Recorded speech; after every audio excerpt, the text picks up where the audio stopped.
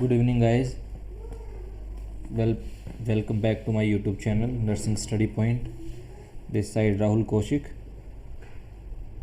आज हम जैसे कि हमने पिछली वीडियोस में न्यूट्रिशन के बारे में पढ़ा था, उसको वहीं पर स्किप करते हुए आज हम एक और नए टॉपिक के साथ शुरुआत करेंगे. और जो नया टॉपिक होगा वो होगा हमारा डाइजेस्टिव सिस्टम.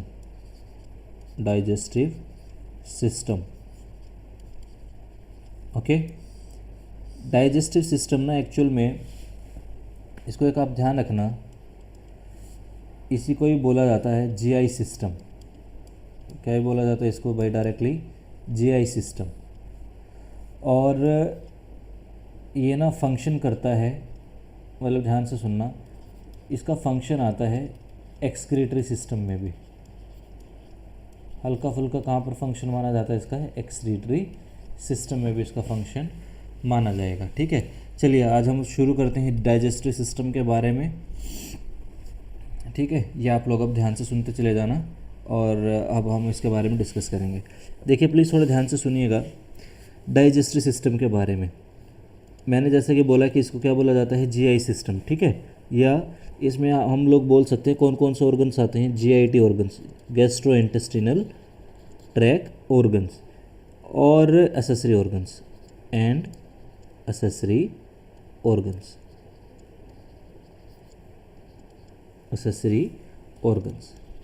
ठीक है, डाइजेस्टिव सिस्टम का बहुत इंपॉर्टेंट रोल होता है. हमारे नोट सेट में कम से कम 10 से 11 क्वेश्चंस लेकर के आता है. वैसे तो डिपेंड करता है कि एग्जामिनर को किस तरीके से क्वेश्चनेट्स को डालना है, बट फिर भी यूजुअल अगर हम लोग बात करते हैं एमएसएन में से, तो डाइजेस्टिव सिस्टम में कितने क्वेश्चंस पूछे जाते हैं? 10 से 12 क्वेश्चन यहाँ पर पूछे जाते हैं. ठीक है, चलिए अगर कोई पूछे कि डाइजेस्टिव सिस्टम कहाँ से शुरू होता है, तो आप लिखोगे माउथ से शुरू होता है और कहाँ पर ख़त्म होता है? ये एनएस पर.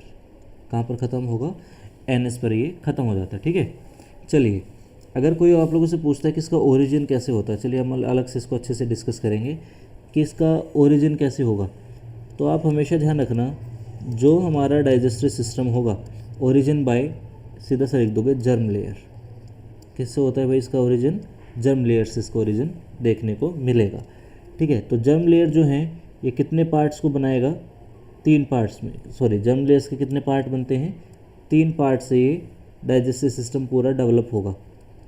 पहला कौन सा माना जाता है? एंडोडर्म. ठीक है, जर्म लेयर का पहला पार्ट कौन सा है? एंडोडर्म. फिर आता है मेसोडर्म. एंडोडर्म होता है इनर लेयर और मेसोडर्म मिडल और ectoderm will be your outer side.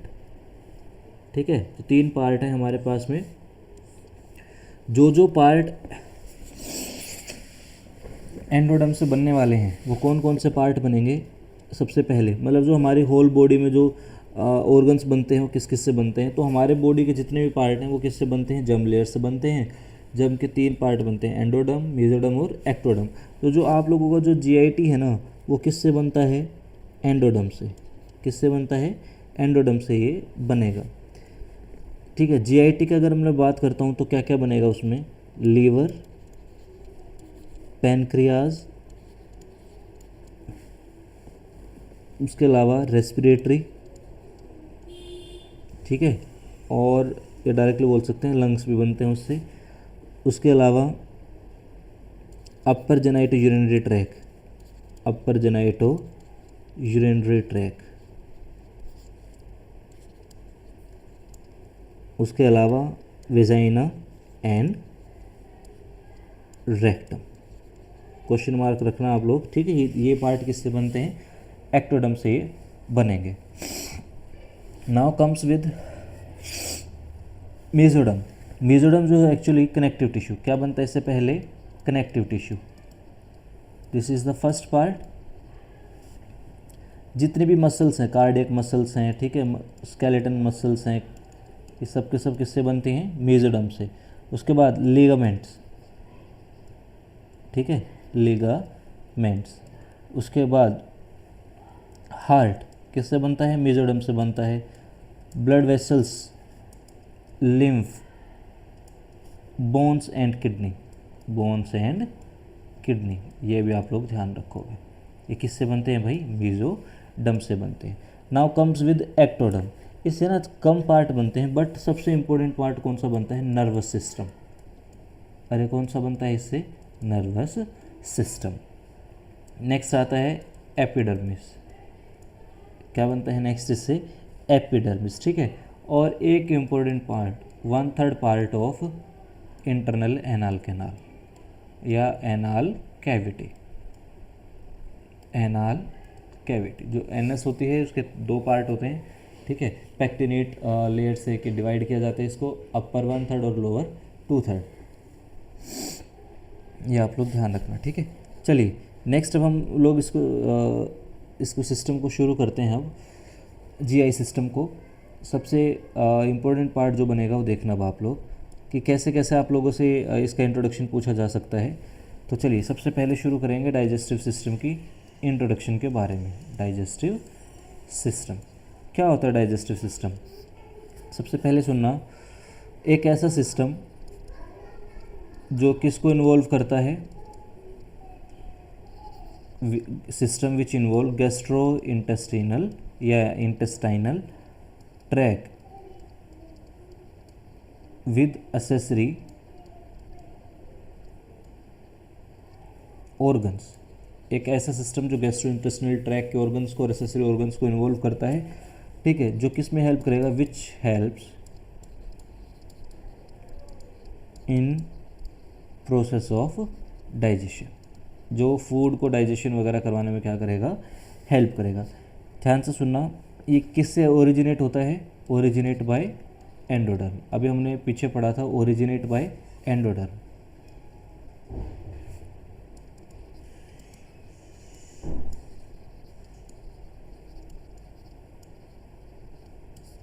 Question mark, ठीक है ना। अब देखिए जो इसका ओरिजिन है ना, ये कब होता है? 4th week of gestational age. जो प्रेगनेंसी के टाइम पर जो 4th वीक होता है जेस्टेशनल एज का, जो शुरू होता है ना, तब हम लोग क्या बोलते हैं कि क्या होता है? इसका फॉर्मेशन होना शुरू हो जाता है। और 4th week of gestational as per हम लोग क्या देखते हैं कि क्या बनता है वहाँ पर? एंडोडर्म। याद रखोगे इतना। एंडोडर्म से क्या बनता है? प्रीमेटिव गट। क्या बनता है भाई इससे? प्रीमेटिव गट, ठीक है। जो ये प्रीमेटिव गट, ये जो प्रीमेटिव गट होगा ना, प्लीज़ थोड़ा ध्यान से सुनना।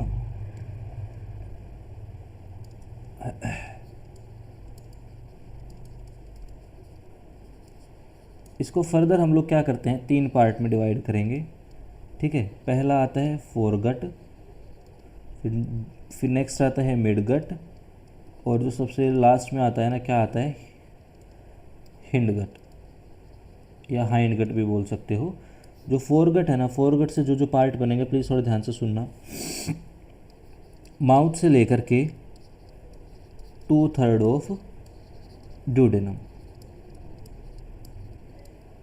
क्या बनता है? 2/3 of duodenum. Now comes with midgut. Midgut जो पार्ट है ना, जो बचा हुआ 1/3 ऑफ ड्यूडेनम है, वहाँ से लेकर के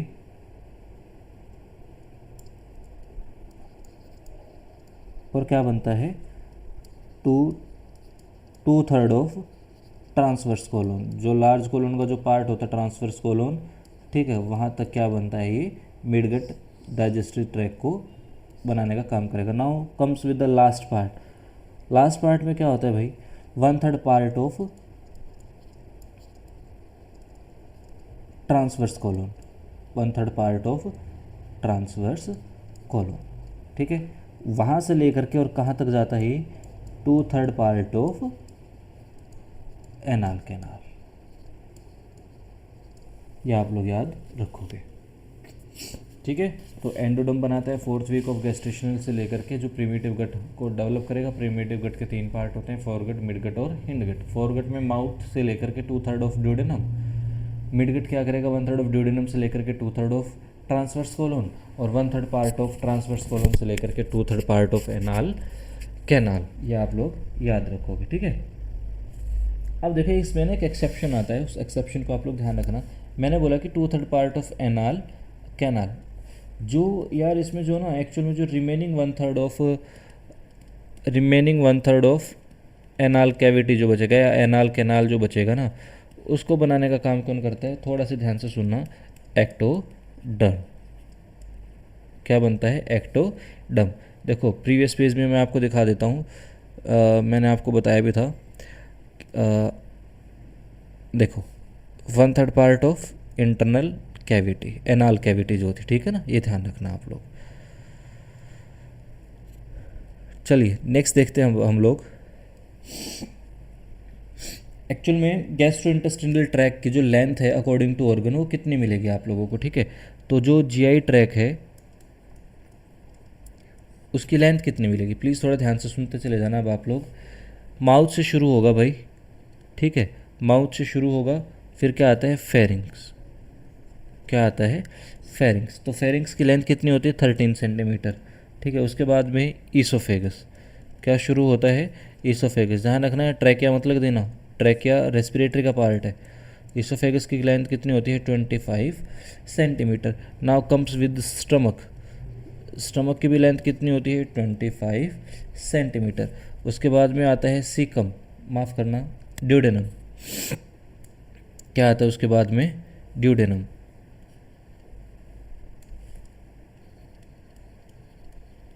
तो जो ड्यूडेनम की लेंथ होती है ना वो कितनी होती है, 25 सेंटीमीटर। और ध्यान से सुनना, duodenum is the smallest part of small intestine in case of length. Now comes with jejunum, क्या आता है नेक्स्ट, जेजुनम। जेजुनम जो होती है ना भाई स्मॉल इंटेस्टाइन में, ये सेकंड लार्जेस्ट पार्ट माना जाता है इसको, क्या माना जाता है, sorry longest part, second longest part माना जाता है। 150 से लेकर के 250 सेंटीमीटर क्या होती है इसकी लेंथ हम लोग मानते हैं, ठीक है। और कोई अगर आप लोगों से पूछे कि जो डेथ के बाद सबसे पहला जो पार्ट रिलैक्स करता है कौन सा करता है, जेजुनम, ठीक है ना। नाउ कम्स विद इलियम, ठीक है। इलियम जो है उसकी लेंथ कितनी होती है, 300 से 400 सेंटीमीटर, और it is the longest part of small intestine, ये ध्यान रखना, longest part of small intestine. Now comes with ileum के बाद में क्या आता है, first part of large intestine the known as caecum. Caecum की लेंथ कितनी होती है, 6 to 7 सेंटीमीटर। और याद रखना यार, यही किसके साथ जुड़ा रहता है, अपेंडिक्स के साथ। किससे जुड़ता है ये, अपेंडिक्स के साथ, ठीक है ना, ये आप लोग याद रखोगे। अपेंडिक्स के साथ क्या जुड़ेगा, सीकम, ठीक है ना। और जो अपेंडिक्स की जो लेंथ होती है कितनी होती है, 8 सेंटीमीटर। 8 सेंटीमीटर से लेकर के आप 10 सेंटीमीटर तक इसकी लेंथ को माप सकते हो, ठीक है। और जो इसका जो डायमीटर होता है अपेंडिक्स को कितना होता है, 0.9 सेंटीमीटर। जो अपेंडिसाइटिस या जो डिजीज़ होती है वो किस वजह से होती है, फिकालिस की वजह से, मतलब हार्ड स्टूल जो बन जाता है बॉडी में, ठीक है। Now comes with the next part. Next part क्या होगा, प्लीज़ थोड़ा ध्यान से सुनना आप। सीकम के बाद से ही अगला पार्ट क्या बनता है, असेंडिंग कॉलम। क्या बनेगा भाई, असेंडिंग कॉलम। जो असेंडिंग कॉलम है ना, प्लीज थोड़ा ध्यान से सुन लेना आप लोग कि कितनी लेंथ होती है इसकी, 12 to 15 सेंटीमीटर। और उसके बाद जो आता है वो आता है ट्रांसवर्स कॉलम। नेक्स्ट कौन सा आता है, ट्रांसवर्स कॉलम। जो ट्रांसवर्स कॉलम आता है ना, ये जो है ना, ये सबसे लॉन्गेस्ट पार्ट माना जाता है आपकी लार्ज इंटेस्टाइन का, ठीक है। ट्रांसवर्स कॉलम के बाद फिर जो नेक्स्ट पार्ट आता है वो आता है डिसेंडिंग कॉलम। और डिसेंडिंग कॉलम की लेंथ कितनी मानी जाती है, 25 सेंटीमीटर। उसके बाद सिग्मोइड कॉलन या sigmoid colon, sigmoid colon, oesophagus और स्टमक, सबकी लेंथ कितनी होती है, 25 सेंटीमीटर। डिसेंडिंग कॉलम की भी लेंथ कितनी होती है, 25 सेंटीमीटर। ये आप लोग याद रखोगे, ठीक है ना। नेक्स्ट पार्ट फिर जो इसके बाद में आता है वो आता है रेक्टम। रेक्टम की लेंथ हमेशा ध्यान रखना 10 से 12 सेंटीमीटर। और उसके बाद जो आता है एनाल कैनाल। जो एनाल कैनाल होती है ना कितने सेंटीमीटर की होती है, 4 सेंटीमीटर की। ये आप लोग ध्यान में रखोगे, ठीक है ना। तो ये तो मैंने ना आप लोगों को बोल दिया कि ये टोटल सेंटीमीटर के हिसाब से है। तो अगर कोई पूछा जाए कि सबसे longest part of GI tract का कौन सा होता है, तो वो होता है आपके पास में इलियम। और जो सबसे लार्जेस्ट पार्ट होता है, मतलब जिसका डायमीटर सबसे ज़्यादा होता है, कौन सा होता है, ट्रांसवर्स कॉलम।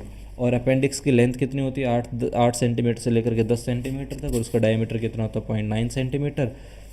और जो अपेंडिक्स जो है वो किसके साथ जुड़ा हुआ रहता है, सिकम के साथ में। और अगर ऐसा है कि अगर वो सिकम के साथ में जुड़ा रहता है ना, तो वहाँ पर ना यार एक वॉल मिलती है। ध्यान से सुनना मैं क्या बोलूँगा। वहाँ पर क्या मिलती है, जनरली एक वॉल मिलती है। और और उस वॉल का नाम क्या होता है? एक्चुअल में थोड़ी सी तबीयत ख़राब है, इसलिए अच्छे से शायद वो इसमें कुछ प्रॉब्लम भी हो सकती है। ध्यान से सुनना, मैंने बोला कि सीकम के साथ क्या जुड़ा होता है। For example this is the caecum, और नीचे की तरफ क्या आता है? ये इस तरीके से अपेंडिक्स आता है, ठीक है ना। एक्चुअल में ना बच्चों यहाँ पर क्या होता है, इस तरीके से ना एक वॉल मिलती है आप लोगों को, ये वाली वॉल। इस वाली वॉल को क्या नाम दिया जाता है? गेरलैक वॉल्फ। क्या नाम दिया जाता है? गेरलैक्स वॉल्फ, क्वेश्चन मार्क। इसको ध्यान रख लेना भाई, क्वेश्चन मार्क कर लेना, ठीक है। चलिए नेक्स्ट के बारे में अब हम लोग देखते हैं कि क्या होता है। अभी तक हम लोगों ने देख लिया कि कितनी लेंथ होती है, ये हमने सेंटीमीटर में देखा था, ठीक है ना। अब अगर कोई आप लोगों से पूछता है कि total length of GI system या जीआई ट्रैक, सॉरी, वो इन मीटर में कितनी होती है जीआई ट्रैक की? वो होती है 6 to 7 मीटर। कितनी होती है? 6 to 7 मीटर, ठीक है ना। और लॉन्गेस्ट पार्ट कौन सा होता है जिसकी लेंथ सबसे ज़्यादा होती है बच्चों? वो कौन सी होती है? इलियम, ठीक है ना। कितना मैंने बोला आप लोगों को? 300 से लेकर के 400 मीटर, सॉरी माफ़ करना, सेंटीमीटर, ठीक है ना। ये भी 6 to 7 मीटर लिख लेना। और जो अगर मैं बात करता हूँ ना length of GIT in cadaver, cadaver का मतलब क्या होता है? जो ब्रेन डेड जो लोग होते हैं ना, वो उनको हम लोग क्या बोलते हैं? कैडेवर में, या जिनकी डेथ बिल्कुल पास में आ गई हो, ठीक है ना। उसमें क्या होता है भाई, थोड़ी सी ना लेंथ बढ़ जाती है। कितनी लेंथ हो जाती है? 7 to 9 मीटर। कितनी हो जाती है? 7 to 9 मीटर। ये क्वेश्चन मार्क आप लोग रखोगे, ठीक है ना। होता क्या है कैडेवर के केस में ना, जो हमारे स्मूथ मसल्स होती हैं, क्या होती हैं? जो स्मूथ मसल्स होती हैं ना बच्चों, वो कैसे हो जाती हैं? रिलैक्स्ड। कैसे हो जाती हैं? रिलैक्स्ड, ठीक है। इसलिए क्या दिखाई देगा वहाँ पर आप लोगों को? लेंथ बढ़ती हुई दिखाई देगी, ठीक है। तो जो एक और बात ध्यान रखना यहाँ पर ना, जीआई ट्रैक में सेल्स में क्या मिलता है? लाइसोसोम्स। ये सुसाइडल बैग्स बोला जाता है इनको, कि सेल्स को मारने का काम भी यही करते हैं, ठीक है ना। इसके अंदर ना भाई कम से कम कितने टाइप्स के एसिड फॉर्मेशन आप लोगों को दिखाई देते हैं? 60 टाइप के एसिडिक फॉर्मेशन आप लोगों को वहाँ पर दिखाई देते हैं, ठीक है ना। बस इतने ध्यान रखना इसमें, ये मैं वैसे ही बताया मैंने आप लोगों को, ठीक है। ये देखो अब आप लोग, अब हम लोग बात करते हैं नेक्स्ट पेज पे असेसरी ऑर्गन्स की। किसकी बात करेंगे हम लोग? असेसरी ऑर्गन्स की। अच्छा, असेसरी ऑर्गन्स का मतलब क्या होता है? जो हेल्पिंग ऑर्गन्स होते हैं ना जीआई ट्रैक के, उनको क्या बोला जाता है? Accessory organs. जो डायरेक्टली डाइजेस्टिव सिस्टम में पार्ट तो प्ले नहीं करेंगे, बट ये हेल्पफुल होते हैं। फॉर एग्जांपल पहला टीथ, क्या आता है पहला पार्ट इसमें? टीथ आएगा। नेक्स्ट क्या आता है? टंग। नेक्स्ट क्या आएगा? Tongue. Third one salivary glands. Third one क्या होता है? Salivary glands. Fourth one liver. Fifth one pancreas, and the last one is your gall bladder. Last में क्या आता है प्यारे बच्चों? गॉल ब्लैडर, ठीक है ना। ये आप लोग ध्यान रखोगे। अब देखो, अगर कोई पूछे आप लोगों से कि डाइजेस्टिव सिस्टम में ना जो सबसे इजी डाइजेशन होता है, वो इजी डाइजेशन किसका होता है? कार्बोहाइड्रेट्स का। और जिनका जो सबसे लेट डाइजेशन माना जाता है, वो किसका माना जाता है? फैट का। अरे किसका माना जाता है? फैट का। ये आप लोग ध्यान में रखोगे। समझ में आया इतना आप लोगों को? चलिए, और अब हम लोग पढ़ते हैं प्रोसेस ऑफ डाइजेशन। क्या पढ़ेंगे हम लोग? Process of digestion.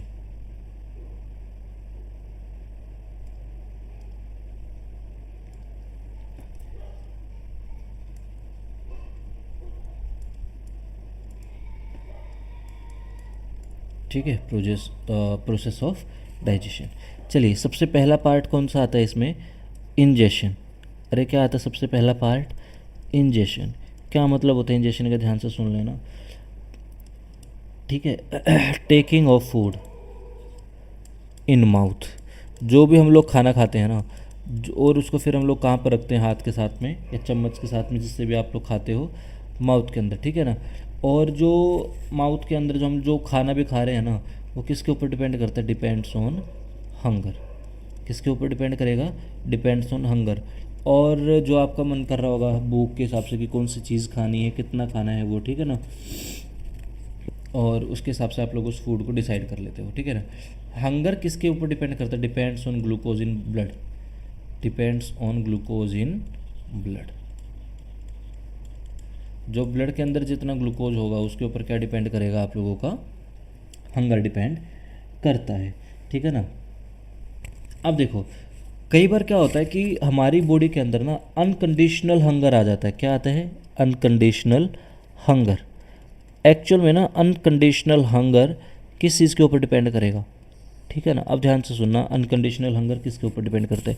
For example कि आपका कोई फेवरेट फूड है, ठीक है, उसकी स्मेल आप लोगों को आ जाती है, ठीक है, और उससे ज़्यादा क्या होगा,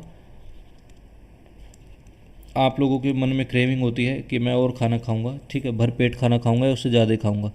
जब भी फूड की स्मेल आती है ना, उसके साथ में आप लोगों को क्या होता है? सलाइवेशन। और सलाइवेशन जैसे ही जाता है ना, there will be a sign which will go to your hypothalamus. कहाँ तक जाता है ये? हाइपोथैलेमस तक, ठीक है। जैसे ही हाइपोथैलेमस तक जाएगा ना, तो फिर हम लोग क्या करते हैं? खाना खाने की कोशिश करेंगे, ठीक है ना। और फिर जो नेक्स्ट प्रोसेस आता है, पहले पार्ट कौन सा बना हमारा? इंजेशन। और जो नेक्स्ट पार्ट आएगा वो कौन सा आएगा? प्लीज़ थोड़ा ध्यान से देखना। नेक्स्ट वो आता है डिग्लूटिनेशन। डिग्लूटिनेशन। डिग्लूटिनेशन का मतलब क्या होता है? जनरली ना इसको हम लोग हिंदी में बोल देते हैं निगलना। क्या बोल देते हैं इसको? निगलना, ठीक है ना। अब जो सलाइवा के साथ में जो हमारा फूड मिला था ना, उसने क्या बना दिया? Food bolus. क्या बना दिया उसने? ध्यान से सुन लेना। जो फूड जो आप लोगों ने जो लिया था ना खाना, वो किसके साथ में मिक्स हो गया? सलाइवा के साथ में। उसको क्या बोला जाता है? फूड बोलस, ठीक है ना। ये आप लोग ध्यान रख लेना, क्या बोला जाता है उसको? Food bolus. एक मिनट रुको यार, सही नहीं हुआ, sorry, let me erase it.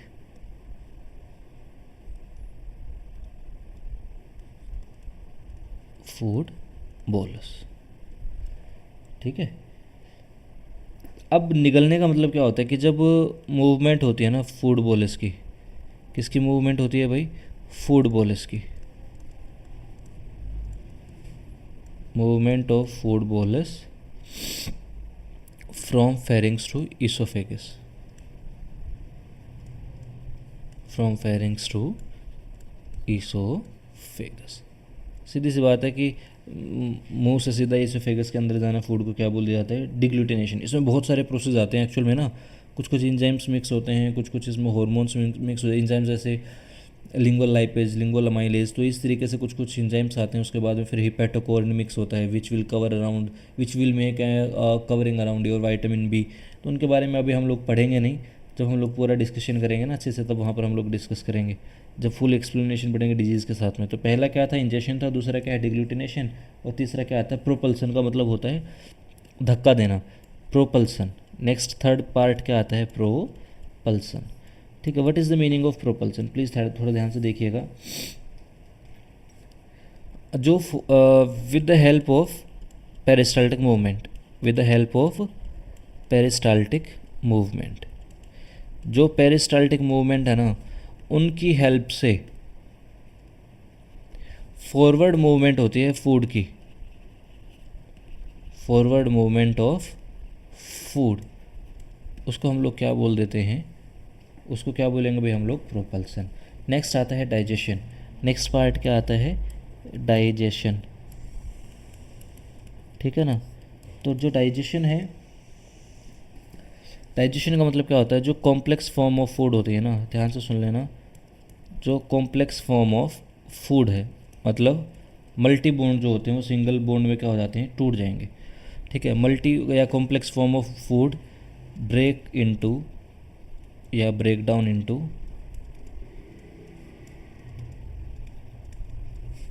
Simple form of food. Example में अगर मैं आप लोगों को बोलूँ तो जो स्टार्च हम लोग खाते हैं ना प्लांट से, वो किस में टूट जाएगा? ग्लूकोज में। अरे किस में चला जाएगा? ग्लूकोज में। और ग्लूकोज से क्या बन जाता है? एटीपी,